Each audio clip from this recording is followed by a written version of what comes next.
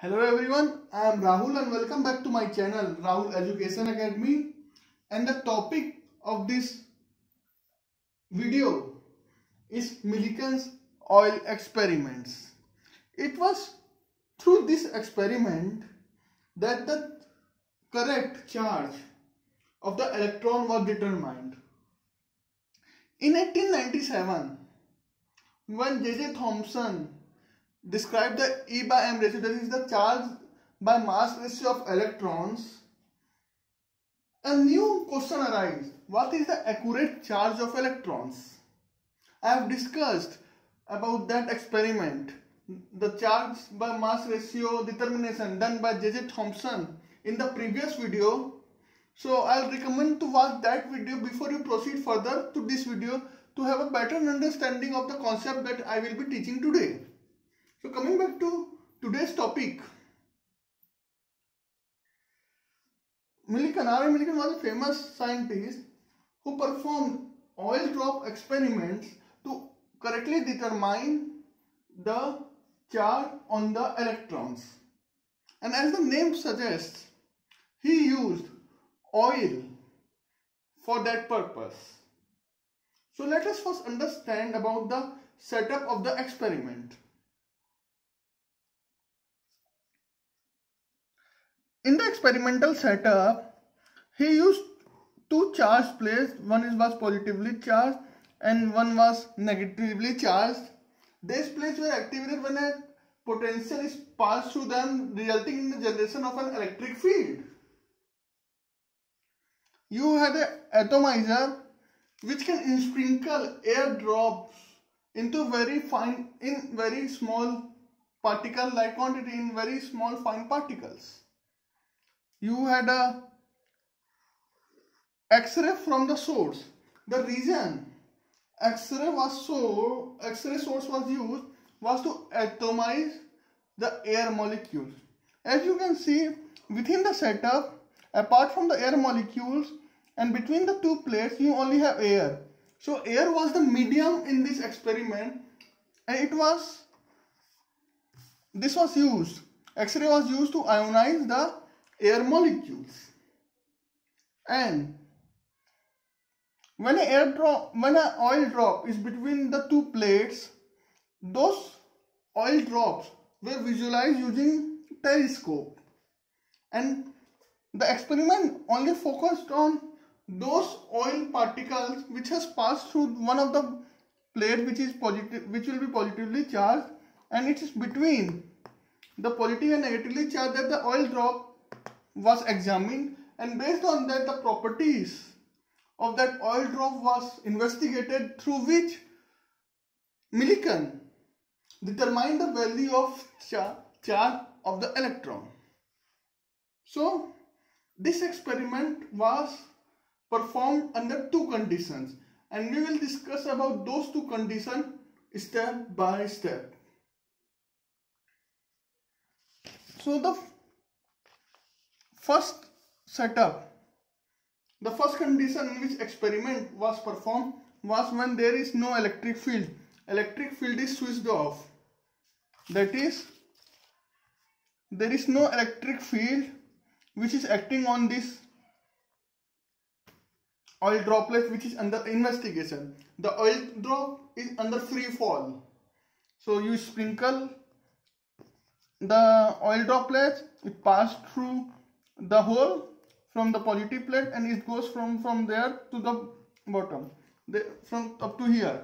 There is no electric field. The electric field is off in this case. So based on that, we need to determine what are the force acting on the oil droplet under investigation when there is no external electric field applied. So you have a oil droplet, and the first force which will be there will be the gravitational force which will be acting downwards. I am talking about this oil droplet. So this is the same oil droplet. The force in the absence of electric, we are now determining the force which are acting in absence of an electric field.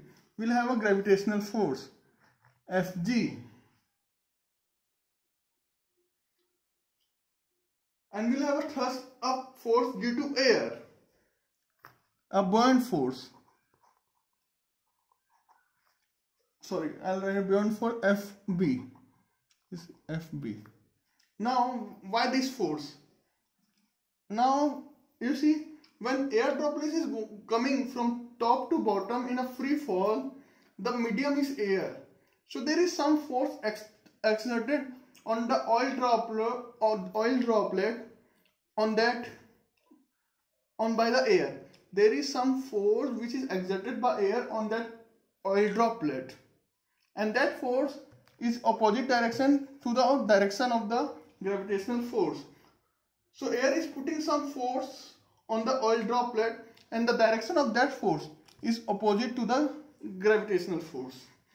So these are the two forces. Now there is, according to Stokes' law, there will, if the air droplet is traveling with a terminal velocity, say v1, there will be a viscous force which will be acting on this oil droplet. Now, the direction of the viscous force is always opposite to the direction of the movement of the oil droplet. Since oil droplet is moving downside because it is under free fall without any external electric environment, it is under free fall. So oil droplet is moving downwards. So the direction of the viscous force when the oil is traveling with a terminal velocity of v1 is, it is in opposite direction of fg. It will be fv1 because it is traveling with a terminal velocity v1. So at equilibrium, this force should be equal to this force. Therefore, Fg should be equal to Fb plus Fv1. Now Fg force is mass into acceleration. So mass of the oil droplet will be 4/3 pi r cube multiplied by its density, and this is density of the oil, and G, that is a gravitational force as such, equal for the thrust up force which is in opposite direction of the gravitational force will be 4/3 pi r cube sigma g, where sigma is the density of air. Remember, this force is exerted by air, so you will use the density of the air here. And now, according to Stokes' law, the viscous force will be 6 pi neta r v1, where neta, this is the viscosity coefficient, r is the radius of this oil droplet, and v1 is the terminal velocity. Now bringing this term on the left side, we'll have 4/3 pi r cube rho minus sigma g equal 6 pi neta r v1. Now look at this equation. You can cancel pi and pi, and you can cancel one of the r here, and it will become r square. Now solving this equation for r square means bringing all these terms except for r square on the right hand side. So we'll have, so solving for r square, it will become r square is equal to, so numerical will become, this 3 will become 18 divided by 4. 18 divided by 4 this neta V1 from here divided by sigma minus, sorry, rho minus sigma g.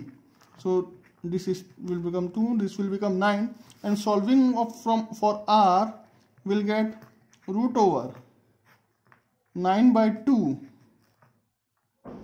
neta v1 by sigma minus, sigma minus rho g, rho minus sigma g. So from this we have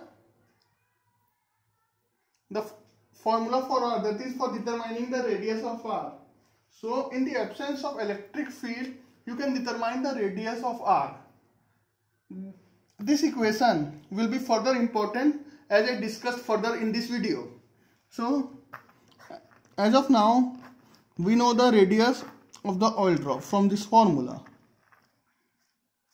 The next condition that Millikan used was to pass electric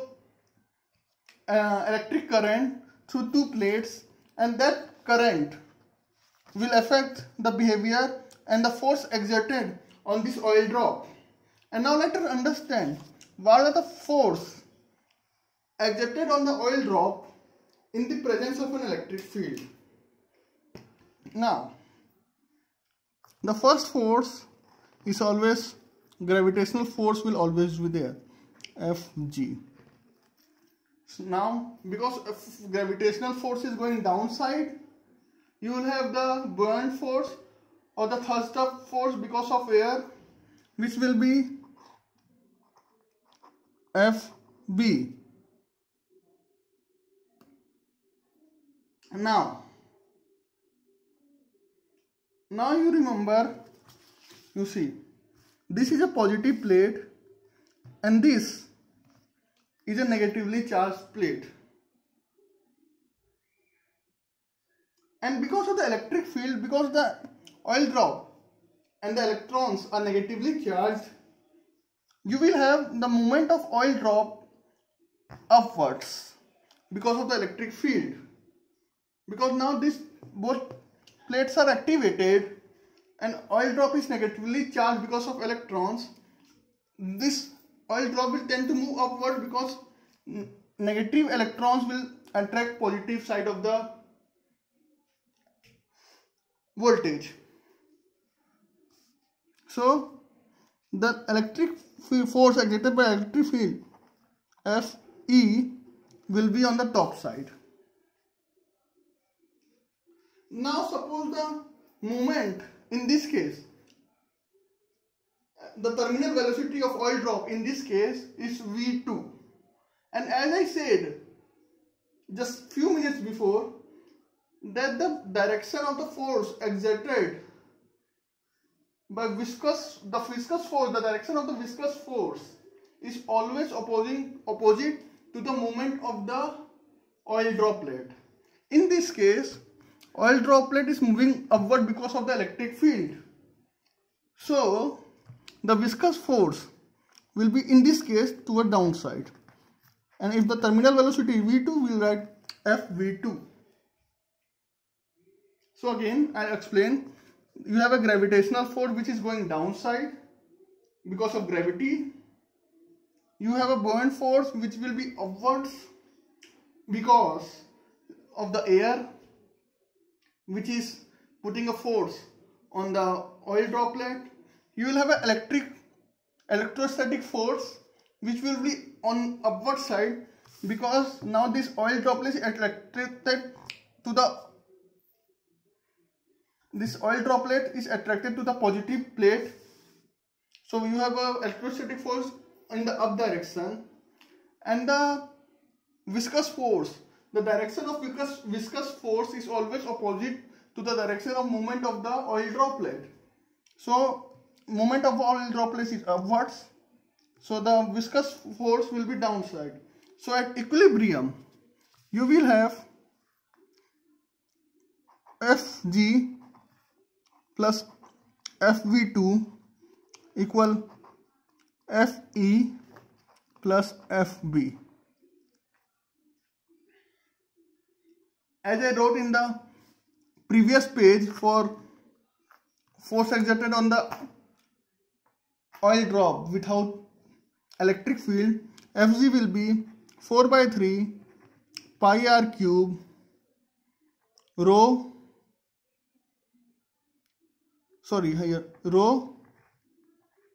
g plus 6 pi neta r v2 equal to Fe will be charge into the magnitude of electric field plus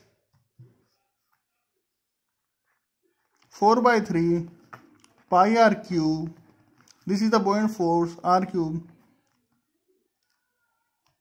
sigma g. So this is the equilibrium equation. Now solving it for QE, we'll put QE on one side and other terms on other side. So it will become QE equal 4 by 3 pi r cube sigma minus rho g plus 6 pi neta r v2. This is a term. If we solve for QE, here QE was on the right side, I put in the left side and rearrange the equation. Now look at this term. Can you determine this value from the discussion we had till now? Yes, we can. If you see the equation we had for R, we had this sigma by this equation for. Now rearranging this equation for this term, rho minus sigma g, and this term will become, so first, so this equation term was R is equal to root over 9 by 2 neta v1 by rho minus sigma g. And now if I put r square, this term will become 9 by 2 and eta 1 and neta v1 rho minus sigma g. So rho minus sigma g will equal 9 by 2 neta v1 by r square.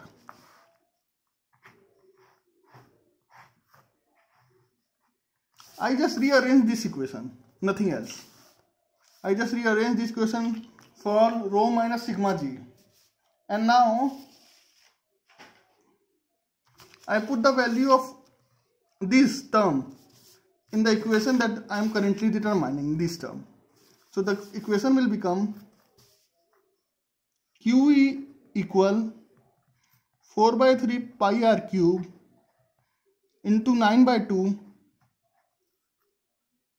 neta v1 by r square plus 6 pi neta v2.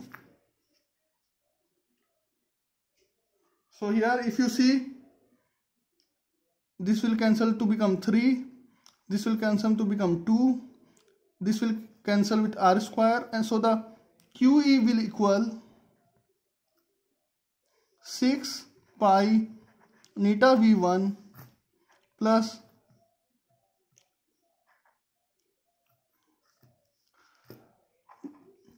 plus 6 pi neta v2r. So QE will become 6 pi neta v1r plus 6 pi neta v2r, which will equal, QE will equal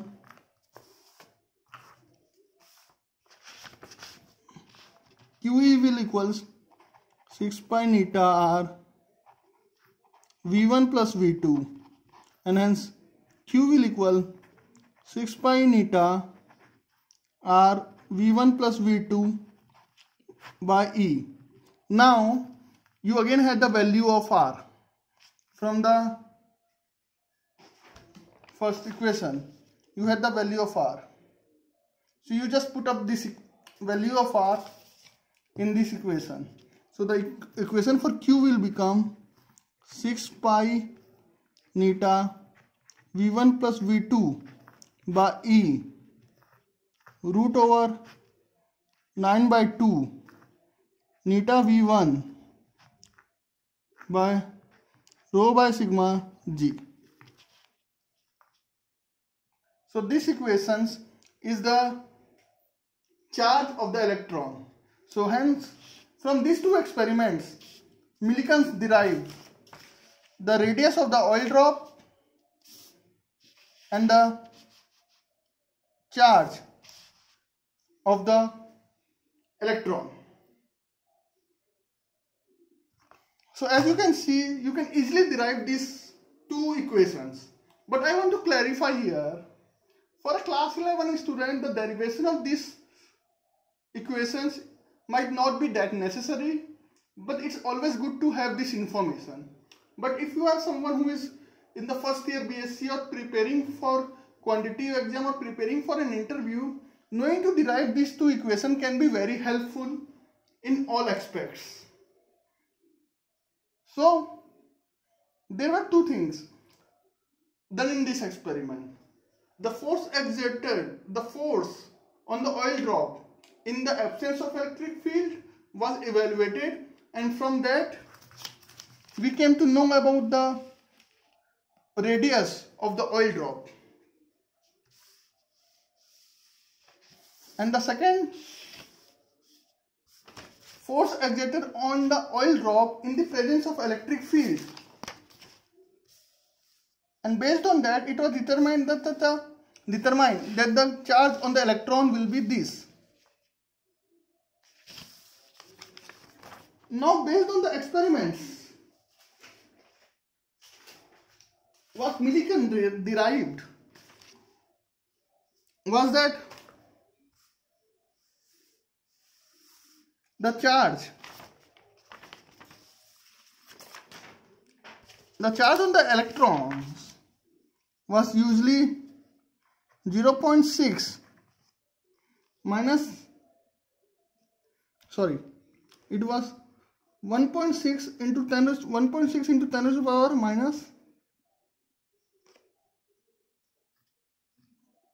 19.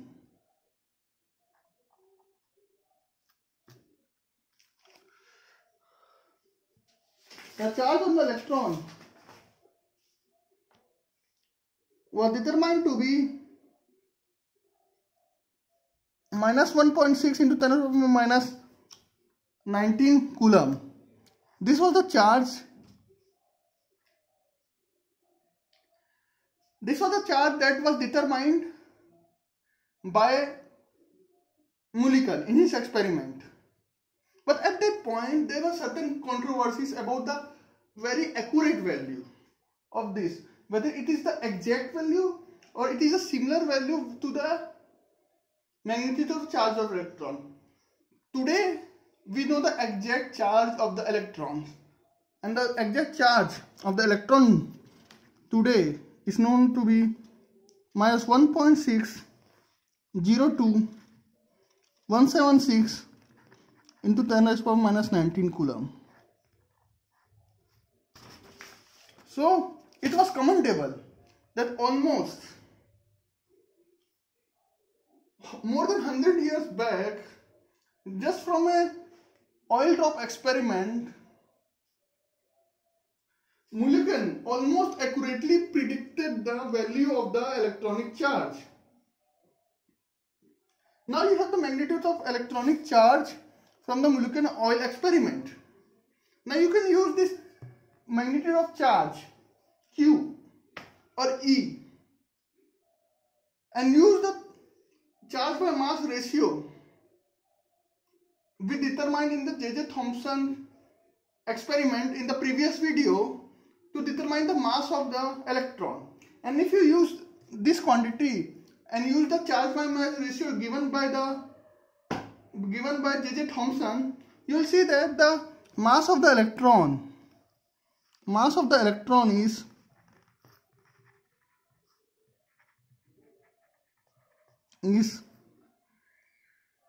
9.10 94 into 10 to the power minus 31 kg.